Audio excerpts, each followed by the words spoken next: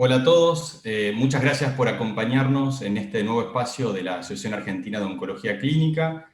Sabemos que el abordaje multidisciplinario en los comités de tumores nos permite un mejor tratamiento de nuestros pacientes con cáncer, le brinda a los pacientes la experiencia, un mayor número de especialistas, la mayor probabilidad de poder tratarlos con medicina basada en la evidencia, y compartir esas experiencias nos permite aprender diariamente de una especialidad que está en constante cambio. Por eso queremos no solo discutir estos casos entre las distintas disciplinas, sino también compartirlo con el resto de nuestra comunidad científica y desde la Asociación Argentina de Oncología Clínica promover este espacio que permita el intercambio entre las instituciones del país, la difusión y la colaboración en discutir y en resolver los casos de nuestros pacientes. Quiero, en primer lugar, agradecer al doctor Santiago Vela, que impulsó este espacio y confió en nosotros para llevarlo adelante. También a Pablo Gandini y Julieta Turleto de la OC, que nos brindan su aporte constante, al equipo de Binomio, y a Alexio Ostinelli, con quien coordinamos el comité. En cuanto a la dinámica, todos los meses vamos a tener casos para discutir los distintos modelos tumorales, donde las instituciones de nuestro país van a presentarlos, otras instituciones van a discutirlos. Igualmente queremos generar un espacio de participación y debate, y por eso la idea, y lo que quiero decir a todos, los distintos equipos que están hoy, que se sientan cómodos, que pregunten, que opinen, que sugieran, que de eso se tratan estos comités de la OC. Hoy vamos a discutir dos casos de tumores ginecológicos y le doy el paso a Alexis para poder presentar a las instituciones que nos acompañan hoy. Bueno, ¿qué tal? Buenas tardes a todos. En nombre mío y de Mario, como dijimos recién, vamos a hacer la metodología de presentación. Tenemos dos casos clínicos, uno a cargo de la gente de Tucumán, del Hospital Néstor Carlos Kirchner, quien Iván Educa va a hacer la presentación. Después, esos serán aproximadamente 4 o 5 minutos. Luego vendrá una discusión por parte del equipo del Instituto CEMIC, en donde, bueno, la doctora Perazo y el doctor Pablo Mando comandarán la misma, pero bueno, están todo el equipo de radioterapia y de cirugía quienes se harán cargo de la misma. Y después vendrá una nueva presentación de un caso clínico por parte de cáncer de cervix, lo que es misión, de la doctora Marcela Cover. Creo que va a empezar ella, así que primero la escuchamos a Marcela Cover con el de cáncer de cervix y después viene el de cáncer de ovario de Tucumán. No sé, Marcela, si tenés ahí la presentación. Hola, buenas tardes. Sí, acá estamos presentes con el doctor Ángel D'Annunzio. Bueno, nuestra paciente tenía al momento de la consulta 47 años, antecedentes personales gestas 3, partos 3, sin comorbilidades, ama de casa, sin antecedentes familiares, y consulta en mayo del 2012 por sinusorragia, ya directamente al servicio de ginecología. Se había realizado en ese momento estos estudios, un PAP inicial compatible con HSIL, una biopsia de cuello uterino que informaba un carcinoma escamoso moderadamente diferenciado, invasor. En ese momento, en el 2012, la estadificación, digamos, se complementaba en nuestro hospital con la rectosigmoidoscopía, en la que tenía hemorroides internas grado 1 y cistoscopía sin particularidades. Una tomografía de tórax, abdomen y pelvis con contraste, negativa para secundarismos y para obstrucción renal. Y el tacto estadificador en el consultorio, con fecha de julio del 2012, informaba tacto vaginal, cervix duro pétreo, levemente doloroso, móvil, aumentado de tamaño mayor a 4 centímetros al examen físico, con una lesión que parecía exoendofítica. Y en el tacto rectal, parametrio izquierdo tenso y parametrio derecho libre.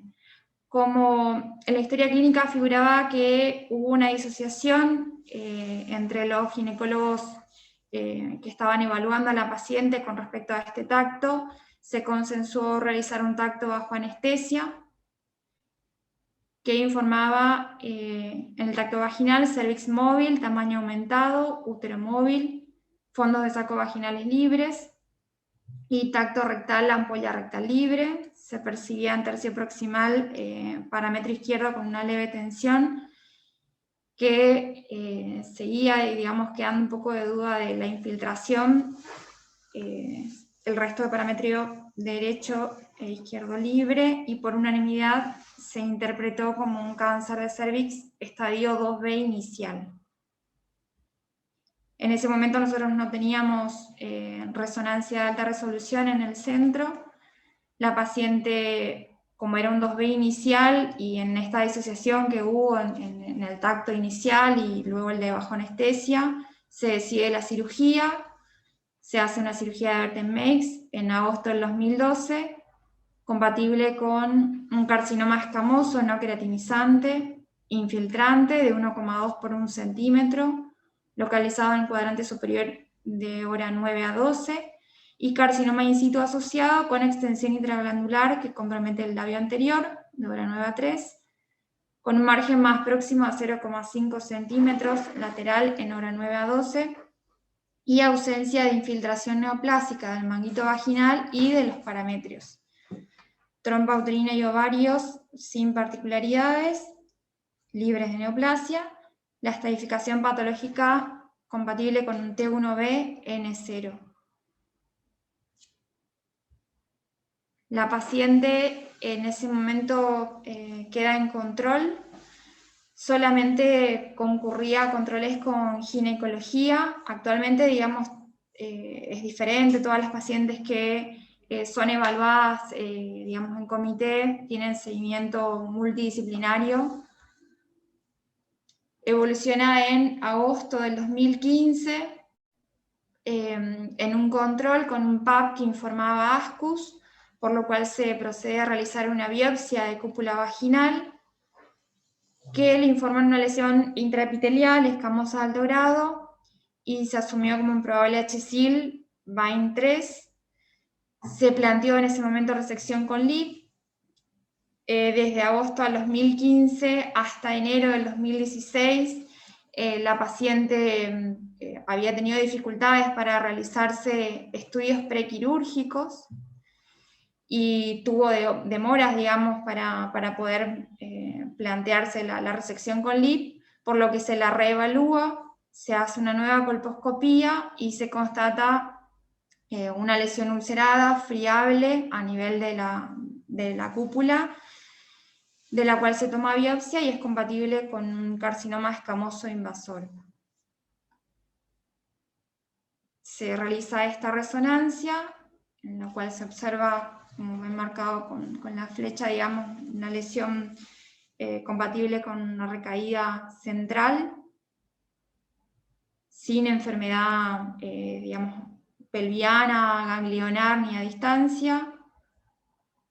Este es el informe de la resonancia, como positivo en región superior de la cúpula vaginal, parasagital izquierda, un tejido de señal hipointensa de bordes espiculados de 24 milímetros por 15 y 18, en íntimo contacto con la pared anterior del recto y posterior de la vejiga, con ligera extensión hacia la región del parametrio izquierdo. En junio del 2016 inicia tratamiento con radioterapia externa, concurrente con quimioterapia, cisplatino 40 miligramos metro semanal por 6 semanas, y posteriormente realiza braquiterapia de baja tasa.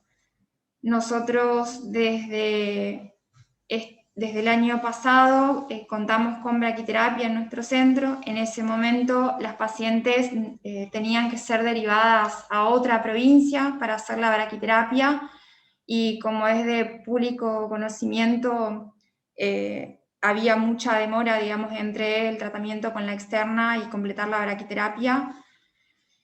Fíjense que la paciente había cumplido tratamiento en junio con la externa y recién en octubre del 2016 termina la braquiterapia.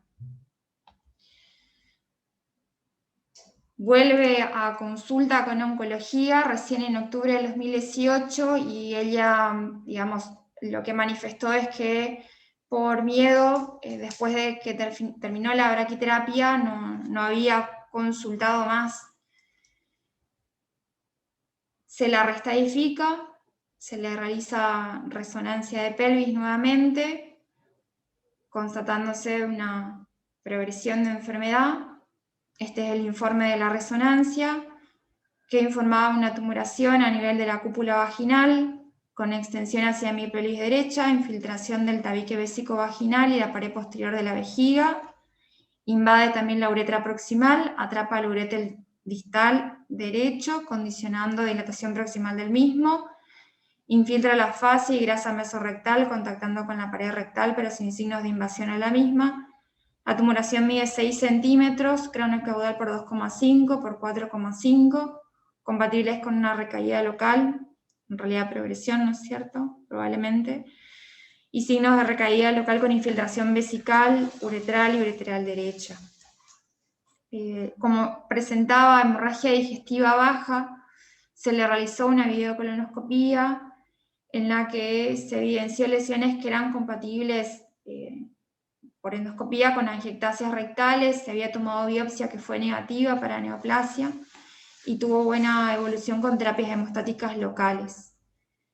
Se decidió realizar quimioterapia paliativa con carboplatino AUC5 y paclitaxel, 175 metros cuadrados. Hizo 6 ciclos, que finalizó en julio del 2019 con enfermedad estable luego de la quimioterapia. Y desde julio del 2019 a septiembre del 2019 evoluciona con progresión. Presentó fallo renal y uronefrosis bilateral, por lo que se coloca nefrostomía bilateral. Esta es la tomografía de ese momento, en la que se observaba la uronefrosis y compromiso local de la vejiga. En noviembre del 2019 evoluciona con una fístula vésico-vaginal. En ese momento, por el fallo renal, digamos, y por las múltiples intercurrencias infecciosas que tuvo la paciente, no pudo realizar tratamiento oncológico. Esta es la tomografía de la fístula y finalmente evoluciona con el fallecimiento en enero del 2020. Bueno, entonces nosotros sobre la presentación de Marcela hicimos algunos puntos para que vayamos charlando y repasando, así que voy a ir pasando las diapositivas a los puntos de discusión que nosotros consideramos pertinentes. Entonces, en primer lugar, lo que nosotros vamos a hacer, nos gustaría charlar, incluso hablar, era con respecto a la estadificación en esta paciente en particular de cáncer de cuello uterino, en la cual en la primera evaluación se veía un tumor que podría corresponder a 4 centímetros, en las cuales había bastantes dudas con el compromiso parametrial, que se intentó saldar esta pregunta realizando un tacto bajo anestesia, y que la conclusión final era en forma unánime, como decían, es que parecía haber compromiso del parámetro y lo clasificábamos como un estadio 2B. Así que estando en esta situación me gustaría si el doctor Crimi o la doctora Sef, que son en parte de nuestro equipo de ginecología oncológica y es un lujo de que estén con nosotros, ver cuál es la aproximación que ellos tienen a la estadificación, en este caso en estas pacientes, y su opinión al respecto. Bueno, buenas tardes a todos. Como decían Florencia y el resto, es muy difícil a veces presentar casos que se han operado hace 8 años y trasladarlos a la situación actual. Nosotros, por ejemplo, en estadificación, obviamente usamos bastante la resonancia. De acuerdo a la nueva estadificación de FIGO, si no hay ningún tipo de evidencia de compromiso vesical y compromiso rectal, no realizamos ni la cistoscopía, ni la fibrocolonoscopía, la rectoscopía tampoco. Y una pregunta que me llama la atención, esta discordancia entre la clínica y en el examen, en el consultorio, en el examen bajo anestesia. Y mi pregunta sería, porque nosotros, bueno, un estadio 2B, en este momento no hacemos cirugía, hacemos quimio-radioterapia directamente, pero mi pregunta es, ¿no se planteó en ese momento, ya que decidieron la cirugía, no se planteó en ese momento hacer algún tipo de tratamiento neoadyuvante como para, con esa diferencia que había, como para después realizar el tratamiento quirúrgico? Esa es mi pregunta. La verdad que nosotros justamente en este nicho, en un estadio quizá más bien 2A, de la vieja clasificación, sí, y en los tumores bordeando los 4 centímetros, hicimos en algunos casos neoadyuvancia que hoy en día está totalmente en desuso y no recomendado para este tipo de estadio, ¿no? Sí, en ese contexto era muy difícil el acceso a la radioterapia y también esta disociación entre los pares, prefirieron proceder a la cirugía, ¿sí? Al no tener la resonancia en ese momento. Hoy sí, hoy tenemos resonancia para todas las pacientes, pero en el caso de la duda le dieron la opción quirúrgica para no perderla, ya que también en este tipo de pacientes en esa época el acceso era de más de 45 días a iniciar la radioterapia externa. Me ubico en esa época porque yo estaba presente, no conozco exactamente a la paciente, pero era lo que sentíamos en ese momento, y trajimos el caso justamente a través de los cambios que hubieron, que hoy en día sí, como decía el doctor, la estadificación es completamente diferente. Pero en esta paciente quizá el punto más importante que también yo pongo a discusión era la necesidad de adyuvancia, que si bien también en esta discordancia, porque era un tumor de 4 centímetros clínico y en la anatomía patológica no era así, ¿no es cierto? Pero no hizo adyuvancia. Sí, ahora venía, ese era el otro punto, Ángel, como vos bien decías, en la cual, bueno, el doctor Klinik marcó esa disociación, ¿no? Un tumor clínicamente de 4 centímetros y esa duda con el compromiso parametrial, que después, afortunadamente, al momento de la cirugía, en realidad se trataba de un tumor de 1.2 centímetros y por lo que refieren sin compromiso parametrial. Pero acá lo que nosotros hacemos un comentario en relación a la anatomía patológica es que consideramos que hay cierta información insuficiente para tomar la decisión de realizar o no un tratamiento adyuvante posterior, y por eso ahí invito a participar al doctor Andrés Rodríguez de nuestro equipo de radioterapia para charlar con respecto a la adyuvancia de radioterapia que se podría haber discutido en esta paciente. Bien. ¿Qué tal? ¿Cómo están? Buenas tardes. Es un punto a tener en cuenta, lo que comentaba el doctor, el acceso a la radioterapia, que sigue siendo un inconveniente en muchas partes del país, incluso dentro de lo que es la ciudad de Buenos Aires y provincia de Buenos Aires, y eso tiene un impacto en lo que es la decisión del tratamiento. Pero la discusión que nosotros siempre planteamos antes de decidir conducta terapéutica ante cirugía o radioterapia es si el paciente presenta a priori indicación de radioterapia adyuvante. Los factores que tenemos en cuenta en general para la indicación de la radioterapia adyuvante, al dividir al paciente en riesgo intermedio y alto riesgo, son el tamaño tumoral, un tumor que es igual a 4 centímetros o mayor, compromiso de invasión vasculolinfática y también la invasión estromal profunda, porque sabemos que cuando presentan 2 de 3 factores, aumenta en un 15 o 20% el riesgo de recaída. Por lo tanto, en esos pacientes que previo a la cirugía, clínicamente presentan un tumor mayor a 4 centímetros y sabemos que tiene mayor riesgo de quizás una invasión estromal profunda, sabemos que si tiene indicación de radioterapia, lo que hace la cirugía luego de la radioterapia simplemente es aumentar la morbilidad. Entonces, a priori, uno indica el tratamiento de quimio y radioterapia como tratamiento definitivo. Hablando sobre las indicaciones de la radioterapia, una vez que el paciente fue operado, como bien dice el doctor Mandó, si bien tenemos el tamaño tumoral en la pieza de anatomía patológica, nos faltarían quizás los datos sobre la invasión vasculolinfática y la invasión estromal profunda para poder determinar si presenta factores de riesgo y con esto indicación de radioterapia adyuvante. Hay algunas discordancias en las guías internacionales, porque si bien las guías japonesas o NCCN hablan de 2 de 3 de factores presentes para la indicación de adyuvancia, las guías alemanas hablan de un solo factor. Por lo tanto, siempre hay que tener en cuenta y discutir la indicación en ateneos multidisciplinarios para poder determinar la eficacia del mismo. La indicación de la radioterapia adyuvante con la anatomía patológica como está presentada no la podríamos tomar y deberíamos hablar con el patólogo para revisar la pieza para que nos pueda proporcionar la información faltante para conocer la indicación de la misma, principalmente por esto, porque el agregado de la radioterapia adyuvante a una cirugía lo que aumenta es la morbilidad, y nos basamos principalmente en esto en un trabajo que es el GOG 92, que es un trabajo pivotal, en el cual se comparó el agregado de la radioterapia versus no radioterapia en pacientes que fueron operados, y se vio que en el grupo que realizó radioterapia disminuyó en un 47% la recaída, si bien hubo una diferencia en sobrevida, no fue estadísticamente significativa, y lo que sí es importante, en los pacientes que realizaron radioterapia adyuvante, la toxicidad fue mucho mayor.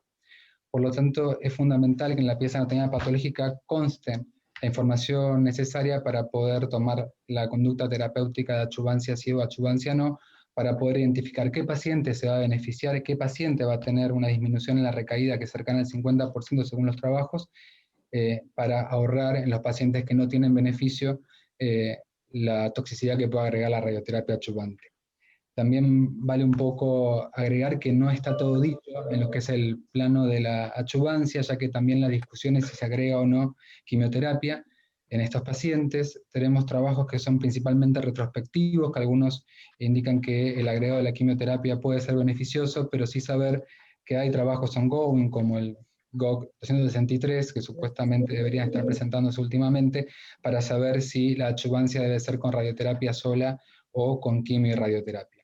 Y lo otro también a tener en cuenta, muy importante, no solamente es el acceso a la radioterapia, sino también las técnicas de radioterapia, ya que sabemos hoy en día que la radioterapia fue evolucionando en los últimos tiempos, la radioterapia 2D fue quedando en el camino, y es aquella en la que se basan muchos trabajos, una radioterapia donde los campos de tratamiento eran mucho mayores, la toxicidad también es mayor.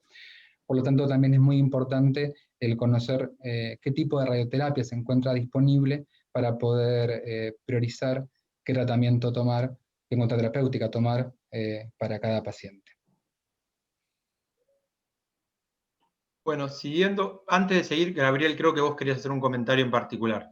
Sí, con respecto a la quimioterapia neoadyuvante, que en 2012, cuando estaba en este momento, no estaban totalmente en desuso, y ha aparecido un trabajo italiano, que son uno de los pioneros, junto con el Hospital de Clínicas en nuestro país, sobre la neoadyuvancia, que no le dio buenos resultados. Pero yo no creo que esté en desuso todavía, y más con el comentario que hicieron que la radioterapia no es, digamos, uno no puede, digamos, llegar al centro de radioterapia. En muchos lugares se está usando este tipo de terapéutica para, digamos, para hacer quirúrgica a la paciente. Más les digo, hay algunos trabajos ahora que están hablando de ser quimioterapia neoadyuvante para tratamiento conservador de cuello, es decir, aquellos pacientes con un tamaño tumoral mayor de 2 centímetros, hacerle quimioterapia neoadyuvante para después hacer una traquelectomía.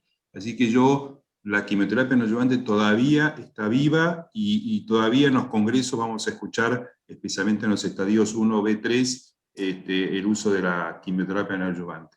Gracias. Sí, el año pasado, Gabriel, justo en una de las reuniones de la AGO se discutió esto, y la verdad que fue muy interesante el tema de pensar en cirugías conservadoras con este abordaje.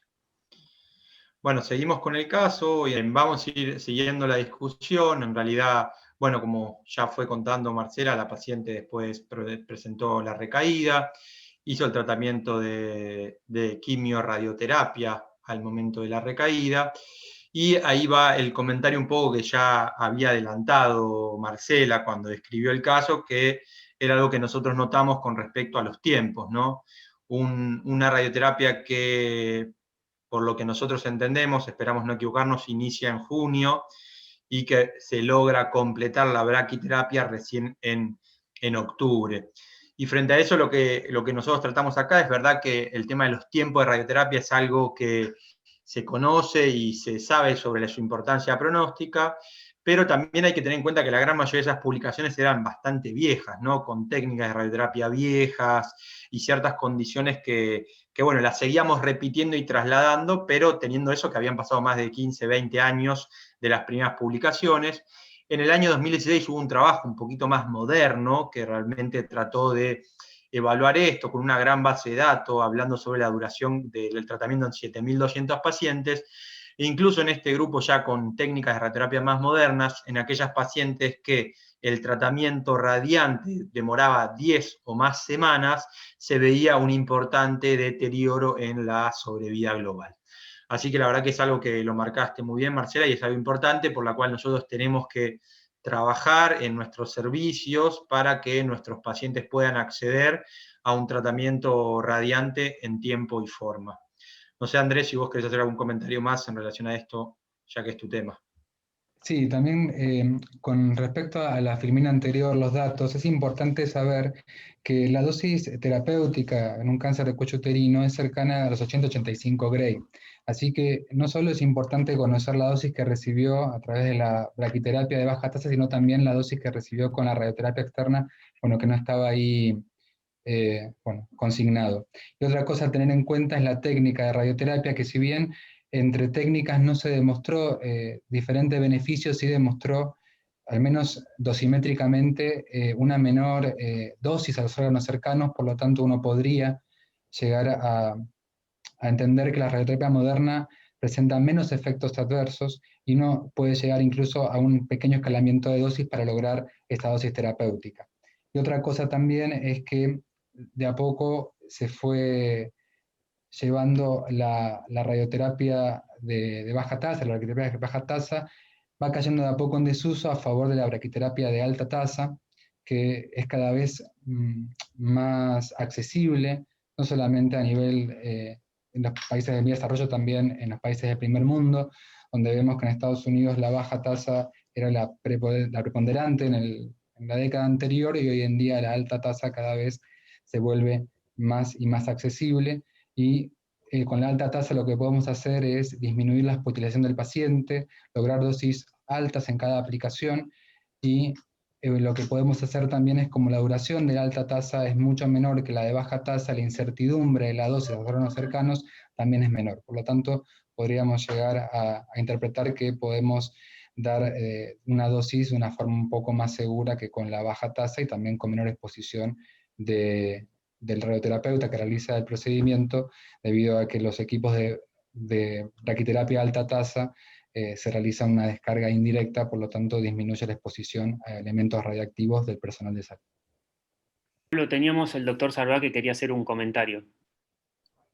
No, bien, buenas tardes a todos, muchas gracias por la participación. La verdad que, por supuesto que coincido en que hay que ponerlo en contexto al caso clínico en donde se realizó, en el momento que se realizó, pero creo que en el 2012 me da la impresión que no hubo un oncólogo ahí, porque hubiera planteado la neoadjuvancia en ese momento ante la imposibilidad de la radioterapia ante un tumor que parecía un 2B para todo el mundo. Después que se haya encontrado que no lo era, igual me lleva a la discusión inicial. Pero yo no quería dejar pasar esto, que en el 2012 todavía estábamos discutiendo de la neoadjuvancia, pero actualmente la neoadjuvancia no podemos discutirla. Hay 4 estudios randomizados que demostraron que no es mejor que la quimioradioterapia, y estos nuevos que comentó el cirujano, que se lo puede usar para intentar conservar el órgano y estas cosas. Bueno, habrá que demostrarlo, pero todavía no hay un rol para plantearlo. Yo, sin embargo, siempre dije, ahora me alegra escuchar que la braquiterapia la tienen en Misiones, que ante una imposibilidad de hacer un tratamiento radiante correcto, en tiempo y forma, la neoadjuvancia, al menos en el estudio europeo, LEORTC, ha demostrado que en este subgrupo con tumores de bajo volumen probablemente no era peor que hacer radioterapia. Así que bueno, yo creo que sigue siendo una opción por ahí en los lugares en donde no hay acceso a una buena radioquimioterapia. Angélica Molina, uno de los estudios de la compu de Andrés. Algo para comentar de la radioterapia es que la paciente esta quizás se hubiese beneficiado, algo que es muy difícil en todo el país, incluso en Buenos Aires, es sobre, más allá de braquiterapia de alta o baja tasa de dosis, es braquiterapia intersticial, porque esta recaída en cúpula vaginal, aún con braquiterapia intracavitaria, como la que sea de baja o de alta tasa, queda subdosada parte de la lesión. O sea que idealmente uno en ella hubiese querido hacer algo una aplicación intersticial. Nosotros en el ROFO tenemos braquiterapia de alta tasa, pero hacer braquiterapia intersticial siempre es complicado porque las pacientes tienen que ser anestesiadas y demás, y es complicado tanto en el Curí como en el ROFO, como en otros servicios de braquiterapia. Pero hubiese sido lo ideal en ella por el tipo de recaída, ¿bien? Porque con una intracavitaria queda subdosada la lesión. Sí, perfecto. Nosotros traemos el caso un poco para transitar los cambios que hubieron desde el 2012, un poco el tema de la estadificación. Hoy la resonancia toma un protagonismo totalmente diferente y quizá hubiese esclarecido mucho más en ese momento la estadificación. Después, claramente, en ese momento también tuvo dificultades al acceso a la braquiterapia y a la radioterapia. Probablemente el difícil acceso a la adyuvancia también, digamos, muchas veces nos condicionó tratar a las pacientes, y hoy en día las pacientes tienen un acceso inmediato con una braquiterapia en tiempo y forma, culminando el tratamiento en 8 semanas. Entonces, un poco el caso se trae porque quizá hubiese habido más posibilidades más efectivas que lo hubiesen, me pregunto, ¿no?, cambiado, ¿no?, el destino a la paciente, con las mejorías que hubo y por lo menos en nuestro centro y en la estadificación también, ¿no? Para la gente de radioterapia, ¿en el ROFO siguen haciendo la braqui en el medio de la radioterapia o ya cambiaron eso? Sí, se sigue realizando. Uno intenta comenzar el tratamiento de braquiterapia aproximadamente entre los 2000 y 3000 centigrade para justamente tratar de cumplir con las 8 semanas de tratamiento. La dificultad a veces de la braquiterapia, iniciarla previo a la finalización de la radioterapia externa, es que los tumores que son muy voluminosos puede ser difícil la canalización o hay que hacer canalización intratumoral, y como decía la doctora Angélica Molina, a veces es necesario la anestesia en este tipo de pacientes, lo cual no es de fácil acceso. Pero uno intenta comenzar la braquiterapia siempre y cuando en el servicio de radioterapia contemos con los dos sistemas, radioterapia externa y braquiterapia, antes de finalizar la externa para poder cumplir con las 8 semanas de tratamiento. Bien, continuando con el caso, como nos había mostrado Marcela, la paciente, a pesar del tratamiento de quimio-radioterapia, mostró una progresión de su enfermedad con infiltración vesical, uretral y ureteral derecha, que demoró en la consulta por motivos extramédicos, y encontramos ya a esta paciente con un franco avance local de la enfermedad. Se le hicieron los estudios correspondientes y se indicó la quimioterapia con un esquema de carboplatino y paclitaxel. Entonces acá un poco la discusión que nosotros queríamos traer a colación en realidad era cuál era el mejor esquema de tratamiento a elegir en estas pacientes. Lo primero, bueno, que cuando siempre hay que plantearse en el paciente que ya ha sido tratado previamente, es decir, cuál va a ser la tasa de éxito, ¿no? Entonces hay varios estudios, este es uno de los que traigo como ejemplo, en los cuales se ha evaluado que los pacientes que ya han recibido quimioterapia como radiosensibilizante durante algún tratamiento radiante, la posibilidad de respuesta se ve francamente reducida. Incluso hay trabajos que claramente demuestran que si el paciente recibió previamente cisplatino, esos pacientes probablemente se beneficien de un esquema con carboplatino y no habría que recibir de vuelta cisplatino, que fue un poco lo que se hizo en este caso. Y en realidad la discusión que nosotros planteamos, que bueno, de vuelta hay que ponerlo en tiempo, forma, situación, posibilidad de acceso, es si esta paciente no hubiese obtenido algún beneficio del agregado de bevacizumab al tratamiento con un platino más paclitaxel. El estudio quizás que así lo presenta es el estudio VOC 240, que demostró un beneficio del uso de bevacizumab con beneficio en sobrevida global, siendo una de las pocas patologías en las cuales realmente el bevacizumab muestra un beneficio en sobrevida global. Una de las principales preocupaciones o dificultades que uno tiene a la hora de decidir el agregado de bevacizumab en estas pacientes está relacionado directamente con el riesgo de las fístulas, ¿no? Fístulas geniturinarias o gastrointestinales. Que bueno, ese es un miedo existente y los conocemos, pero sí también hay que tener en cuenta que cuando uno ve la frecuencia del desarrollo de estas fístulas, tampoco es que son altísimas. Estamos hablando de un porcentaje del 4% grado 2, 3% grado 3, y también saber que hay un componente de las fístulas que está dado también, que puede ser dado por la progresión de enfermedad, que fue lo que sucedió en este caso, porque la paciente, a pesar de eso, como vimos, desarrolló una fístula vésico-vaginal. Pablo, Sí. discúlpame, es cierto todo lo que vos decís, pero esta paciente tenía una lesión de 6 centímetros que por la resonancia parecía que infiltraba la pared vesical, y esa era una contraindicación para uso de bevacizumab, incluso en el estudio del 240, porque esas pacientes tienen un altísimo riesgo de hacer una fístula. Nosotros en esos pacientes no estamos usando bevacizumab, porque la verdad que la complicación de la fístula es una complicación muy jorobada para los pacientes y tratamos de evitarla. Por supuesto que a la larga, muchos de nuestros pacientes también terminan con fístulas vésico-vaginales o recto-vaginales por progresión de enfermedad, pero por ahí uno le infringe o le provoca este malestar a través de un tratamiento. Eso es lo que tratamos de evitar. Creo que este caso no era para indicarle bevacizumab. Sí, nosotros estamos de acuerdo con eso. Nosotros tampoco acá en CEMIC le hubiésemos indicado bevacizumab, simplemente era un poco para discutir cuál es el rol de bevacizumab en estas pacientes, conocer que existe un impacto de beneficio en sobrevida global, pero evaluar con detenimiento el riesgo y las complicaciones que pueden estar asociados al tratamiento. La idea es un poco revisar posibilidades de tratamiento y cosas que uno tiene que tener en mente, que por supuesto las decide de acuerdo a cada caso en particular, pero un poco era repasar todo esto, ¿no? En la idea de la reunión. Okay. Bien, y creo que eso es todo. No sé si hay alguna pregunta más en particular en relación a este caso o algo que haya quedado pendiente para que veamos.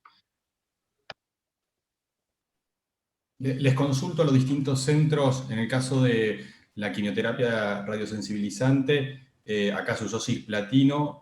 ¿Algunos de ustedes usan la combinación con gemcitabine? Y si es así, ¿en qué situaciones? El que va a ser el comentario es el doctor Carvá. Sí, yo particularmente empleo la combinación con gemcitabina en pacientes jóvenes, en muy buen estado general, sin mayores comorbilidades y demás, porque es un esquema que tiene más toxicidad que el cisplatino solo, pero bueno, el estudio que lo presentó Dueñas, demuestra un beneficio claro en las pacientes en 2B y sobre todo en 3B, así que nosotros tratamos de emplearlo. El problema de ese estudio es que, digamos, lo que no termina de quedar claro, y es siempre el cuestionamiento, es si el beneficio está dado por el agregado de gemcitabine durante la radioterapia o si los esquemas adyuvantes posteriores a la finalización del mismo, y lamentablemente esa respuesta seguimos sin tenerla. Mira, depende de lo que me pregunten, contesto, pero porque ese estudio tenía adyuvancia, tenía solo 2 ciclos de adyuvancia, y solo la mitad de los pacientes hicieron los 2 ciclos, otro porcentaje hizo solamente día 1 y no día 8.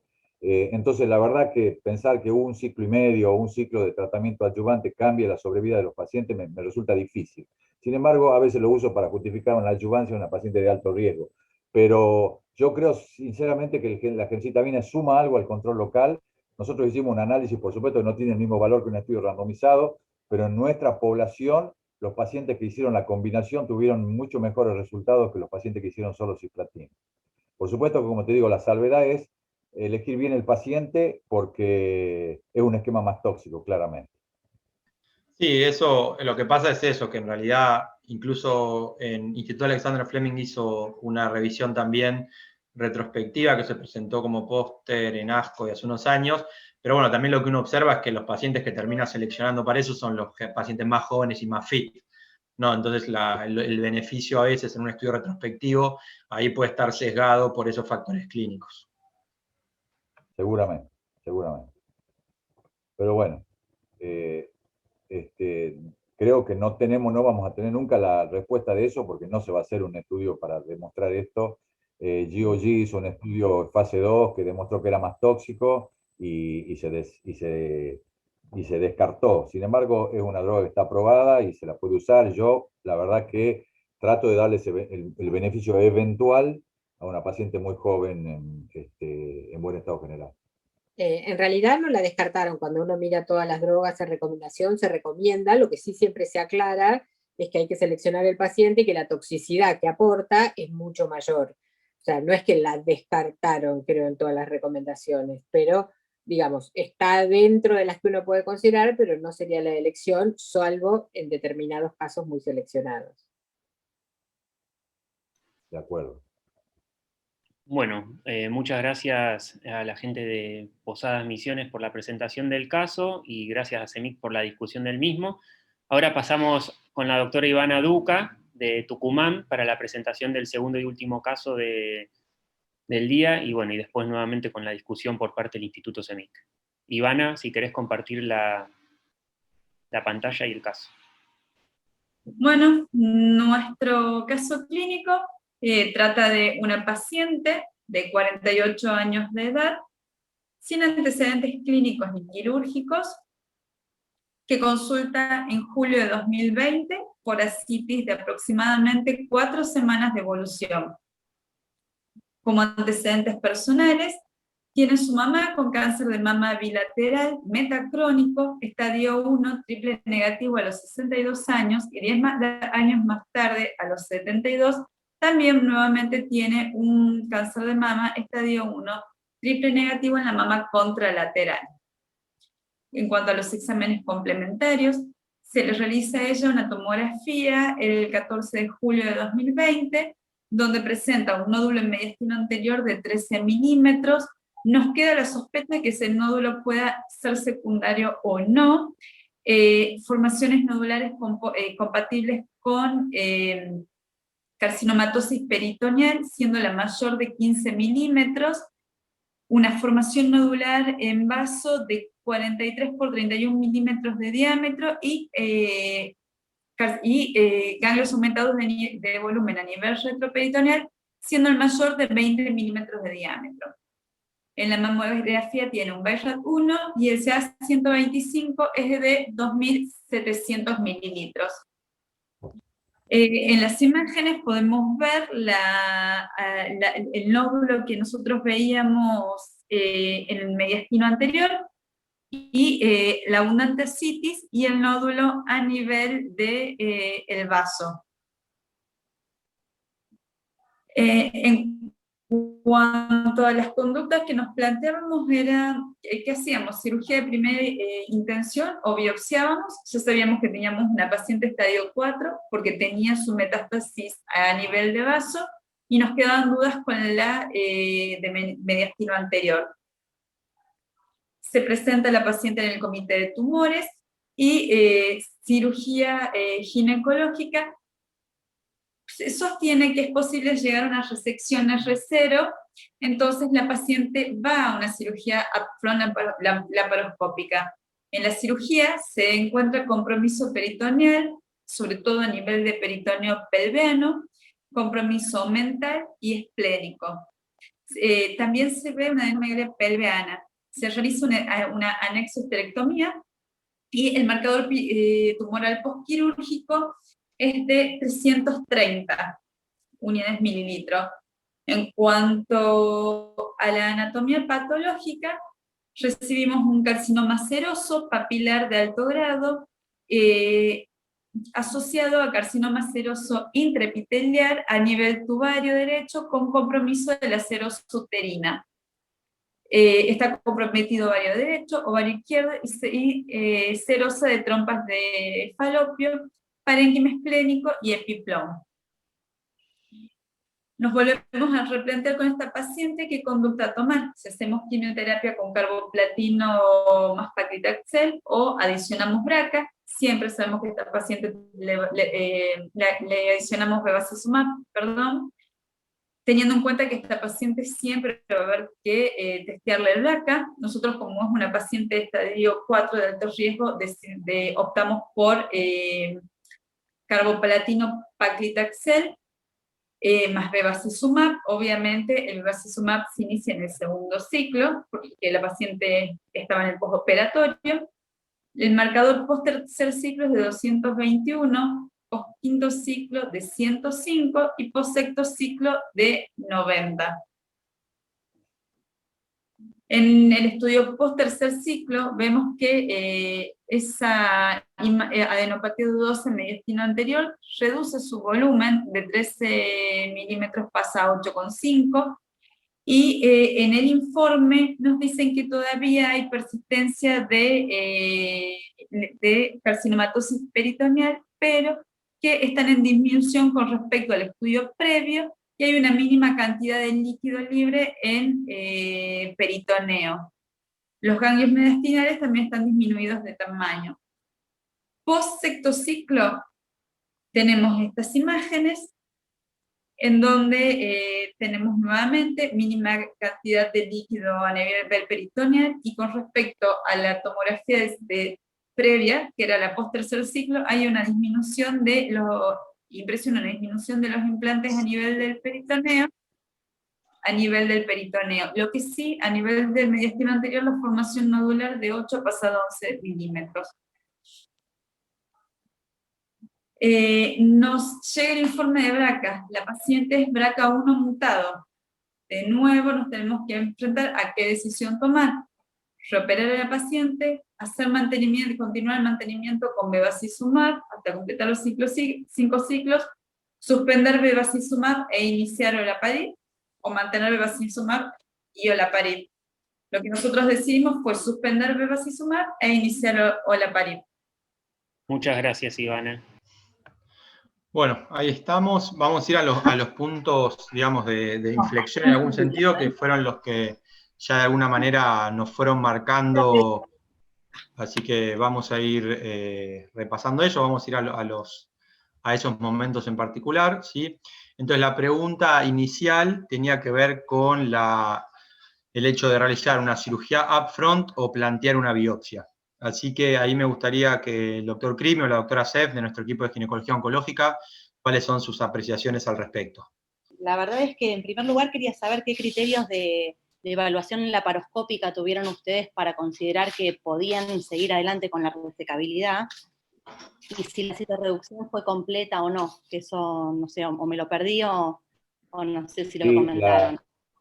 La cirugía fue laparoscópica, se hizo, entró con el laparoscopio y el cirujano consideró que podía dejarla con enfermedad prequirúrgica, pensaba que la dejaba sin enfermedad, con la laparoscópica quedó con enfermedad menor de 1 centímetro. Con enfermedad residual en el peritoneo, el compromiso peritoneal era máximamente o principalmente en la pelvis y en el omento, y tenía el vaso tumoral y algunos implantes supramesocólicos que fueron resecados, pero quedó con implantes todavía en su lugar. Y con ese marcador post, ¿no? Parece poco probable que haya sido R0. Sí, no, fue una cirugía óptima, seguro. ¿No se evaluó, doctor, hacer algún estudio PET para ver esa enfermedad torácica? Y digamos, yo no entiendo si la cirugía fue laparoscópica o laparotómica. Fue laparoscópica. Y aún considerando el ganglio mediastinal que aparecía, nos parecía que no contraindicaría la cirugía, la confirmación por un PET. Y para nosotros es bastante complejo el PET en ese momento, que estábamos en pandemia, estaba suspendido el PET en Tucumán porque no se podía traer el radiofármaco hacia Tucumán, no había vuelos, así que por eso no lo pudimos hacer tampoco, aunque hubiéramos querido. Sí, yo igual, doctor, discúlpeme, ¿no? Pero una enfermedad, digamos, una enfermedad tan avanzada y con retroperitoneal comprometido, yo no sé si digamos, uno puede hacer la cirugía perfectamente, pero yo no sé si la vía de abordaje sería laparoscópica. No estoy muy de acuerdo con esa vía de abordaje, a pesar de que el cirujano puede tener mucha experiencia laparoscópica, pero en una cirugía oncológica, en un estadio avanzado, me resulta difícil pensar en una cirugía laparoscópica, una resección completa o menor de 1 centímetro en una enfermedad como una carcinomatosis peritoneal. Creo que el rol de la laparoscopía es para evaluar la factibilidad inicial de resecabilidad, pero no avanzar hacia todo el procedimiento. No, la laparoscopía vos podés usarlo en estadios iniciales, perfectamente, lo podés usar en estadios iniciales, más hay un trabajo que está en investigación para usarlo en cirugía de intervalo también, laparoscopía versus laparotomía, pero en ningún, digamos, no puedo imaginarme una laparoscopía en una enfermedad tan avanzada como la que tenía esta paciente. Lamento no haber podido contar con el cirujano para que discuta su conducta. Esto lo dejamos en su mano, él indicó la cirugía y la realizó. Suponiendo que iba a dejarlo sin enfermedad residual. De cualquier manera, sí, no sé, habría que preguntarle al cirujano por qué no, pero yo sé que él está habituado a hacer estas cirugías por vía laparoscópica. Natalia, ¿querés por lo menos describir cómo es la forma que nosotros encaramos estas situaciones? Sí, y bueno, un poco viendo la filmina que estás mostrando, ahí se muestran los 7 parámetros del score de Fagoti, que es el compromiso de lo mental cake, la carcinomatosis peritoneal, la presencia de carcinomatosis diafragmática, que tienen que ser nódulos confluentes de 2 centímetros o más, no es que un implante ya nos indica que no la vamos a poder dejar R0, la infiltración del estómago, del intestino, ¿no? Y las metástasis hepáticas. La enfermedad pelviana no es algo que nos contraindique la cirugía de entrada, que quizás esta paciente lo tenía, pero sí es evaluar estos parámetros, y la presencia de un score de 8 o más, se le adjudican 2 puntos a cada valor, indica que la probabilidad de resecabilidad es baja y que uno haría una laparotomía innecesaria en un 30-40% de los casos. Y es por eso que en esas situaciones uno prefiere, sabiendo que los estudios de neoadyuvancia no mostraron sobrevida menor, hacer neoadyuvancia y cirugía de intervalo, que es lo que nosotros creo que hubiéramos hecho en esta paciente. Y la salvedad al comentario de Nati, que siempre surge la discusión, es que esos trabajos que nombró Natalia de neoadyuvancia tenían la contracara de que las pacientes que fueron operadas upfront tenían una muy baja tasa de citorreducción óptima. Entonces, la verdad que siempre es la discusión, en realidad, a la hora de tratar de equiparar o de hablar de cierto grado de igualdad entre un tratamiento neoadyuvante y una cirugía upfront. Pero sí considero que, como presentó Natalia, la clave acá es hacer una adecuada evaluación de la factibilidad de citorreducción para después poder encarar la mejor decisión en ese momento.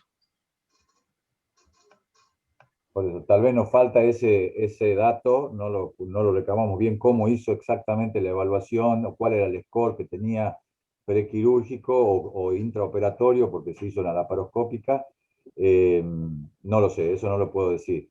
De cualquier manera, considero que la evidencia que hay entre cirugía en cirugía upfront y cirugía del intervalo o post-quimioterapia neoadyuvante es bastante debatible, digamos.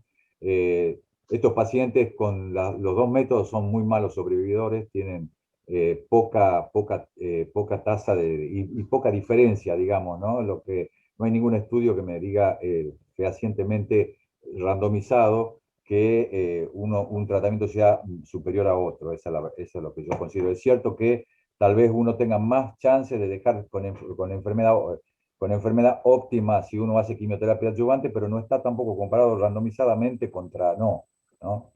Creo que es un tema de debate todavía para mí. Sí, digamos, depende de donde uno lo vea. Si lo ve del lado de los nosotros estamos totalmente de acuerdo con usted. Digamos, la cirugía upfront es lo ideal digamos, en alguna paciente como este tipo. Y va a andar mejor si uno la deja R0 que hacerle quimioterapia neoadyuvante y después operarla. Pero bueno, el criterio es esto: si uno no la va a dejar R0 o óptima, menos de 1 centímetro, bueno, uno opta por ese tipo de terapéutica, pero siempre sabemos que lo ideal es la cirugía upfront.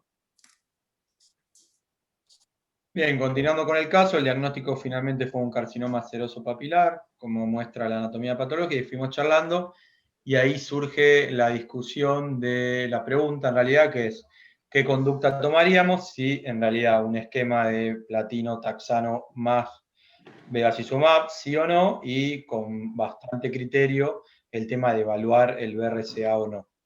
Frente a eso, me gustaría aprovechar que está la doctora Petralski, a ver cuál es su opinión con respecto a la evaluación de BRCA en las pacientes con cáncer de ovario. Ella es la jefa del servicio de genética de CEMIC. Ustedes saben que hoy en día cualquier paciente con cáncer de ovario, independientemente de la edad, requiere evaluación genética, y si se puede estudiar los genes BRCA1 y BRCA2 solamente, bienvenido, y si se puede hacer panel de genes asociado a cáncer de ovario, mejor, pero claramente es indicación de evaluación al margen de que no tenga ningún antecedente familiar. Así que yo celebro que esta paciente tenga diagnóstico para ella, y sobre todo también para su tratamiento, pero para su grupo familiar, ¿no?, que requiera asesoramiento genético. Y una pregunta práctica en relación a, bueno, obviamente que la evaluación de BRCA todavía la seguimos haciendo en la forma tradicional, evaluación en sangre periférica para determinación de BRCA germinal. ¿Vos crees que hay un rol a futuro de comenzar la evaluación desde el tumor y después progresar a una evaluación germinal? ¿O crees que igual el mecanismo todavía debe seguir siendo el tradicional de comenzar con la evaluación germinal en estas pacientes? No, yo creo que en el futuro vamos a partir del tumor y ni siquiera vamos a necesitar un genetista, digamos. Hacer urología, si vamos más allá, probablemente se haga un screening previo a que cualquier persona tenga un tumor, ¿no? Eso es otra cosa. Bueno, continuando, en realidad la discusión era, ahora vamos a abocarnos a un poco a cuál es nuestra opinión en relación al uso de bevacizumab o no en esta paciente. En realidad no tiene mucho sentido discutir esto, pero como saben todos, el uso de bevacizumab surge de los datos del GOG 218 y del ICON 7, y en realidad la pregunta principal es cuál es el verdadero impacto en sobrevida global del uso de bevacizumab en este caso. Y como ustedes saben, ambos estudios, a través de análisis exploratorios no preplanificados, demostraron un beneficio en sobrevida global en los pacientes con estadio 4 o con los llamados pacientes de alto riesgo, en los cuales son estadio 4 o pacientes estadios 3 inoperables, o aquellos que no hayan logrado una citorreducción óptima. Lo cual, en realidad, la aclaración es que existen estos datos y están publicados, pero hay que hacer siempre la aclaración de que eran análisis no preplaneados, lo cual está siempre sujeto a algún tipo de sesgo o de déficit metodológico. En ese caso, ustedes utilizaron el bevacizumab. No sé si la doctora Perazo quiere hacer algún comentario de cuál hubiese sido nuestra conducta o cuál es el uso que nosotros generalmente le damos al bevacizumab en nuestras pacientes con cáncer de ovario. Creo que lo que pasa es que dentro de la oncología hay como dos líneas. Hay gente que apoya usar en primera línea el bevacizumab y hay gente que no. Si plantearon ustedes lo del Paola, por ejemplo, el grupo que planteó el Paola, que después discutiremos con respecto a que combinaron con olaparib el bevacizumab, ellos consideran que el uso del bevacizumab en primera línea es la indicación estándar. Por eso se plantean estas dos situaciones. Y hay otros grupos que plantean realizar el bevacizumab ante la primera recaída. Estas dos opciones son válidas y no quedan claras cuáles serían las más acertadas. Hay partes de la oncología que considera que está perfecta y es la indicación estándar utilizar paclitaxel o bevacizumab. Nosotros probablemente en CEMIC no lo usemos en primera línea, ¿no? Sí, como dijo la doctora Perazo, nosotros habitualmente no lo utilizamos y eso se debe al mayor impacto que tiene el uso de bevacizumab, si uno se basa en hazard ratios, hablando a la recaída o incluso en los pacientes platino resistentes. Sí, doctor Sarvá.